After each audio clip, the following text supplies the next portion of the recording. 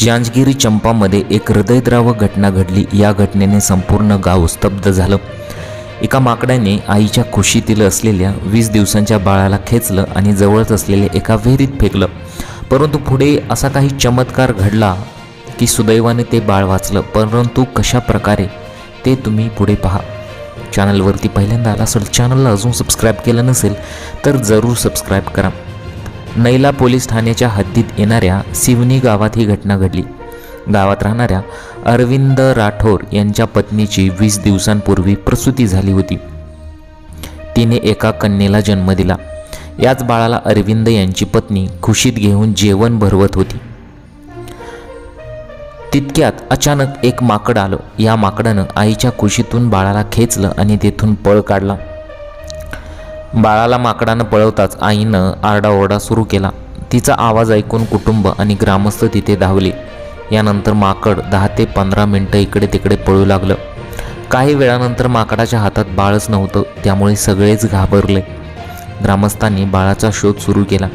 त्यांची नजर एका विहिरीकडे गेली। तिथे बाळ पाण्यावर तरंगत होतं। जवळपास 10 मिनिटं चिमुरडी पाण्यात होती। तिच्या तोंडात पाणी देखील गेलं, पण डायपरमुळे ती पूर्णपणे बुडाली नाही। डायपरमुळे बाळ पाण्यावर अलगद तरंगत राहिलं। आता परिस्थितीचं गांभीर्य पाहता ग्रामस्थांनी बादलीच्या मदतीने चिमुकलीला बाहेर काढलं। त्याचवेळी तिथे राजेश्वरी राठोड नावाची नर्स देखील होती। ती गावातील मंदिरात कथा ऐकायला आली होती। राजेश्वरी यांनी वेळ न दवडता बाळाला CPR दिला। काही वेळातच बाळाचा श्वास पुन्हा सुरू झाला। राजेश्वरी यांनी बाळाला जीवदान दिलं। हा प्रकार पाहून उपस्थित ग्रामस्थांची डोळे भरून आले।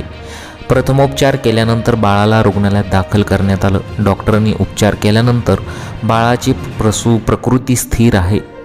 तिला कोणतीही गंभीर इजा झाली नसल्याचं डॉक्टरांनी सांगितलं। गावात माकडांचा उच्छाद वाढला आहे, त्यामुळे ग्रामस्थ त्रासले आहेत। माकडांचा बंदोबस्त करण्याची मागणी जोर धरू लागलेली आहे। परंतु एका डायपरमुळे कशा प्रकारे त्या बाळाचा जीव वाचलेला आहे। सुदैवाने ते बाळ वाचलं। ग्रामस्थांनी तत्परता दाखवली। गावातील एक नर्स देखील मदतीला धावली, त्यामुळे बाळाचा इथं जीव वाचलेला आहे। ही घटना वाऱ्यासारखी सोशल मीडियावरती प्रचंड वेगाने पसरत आहे।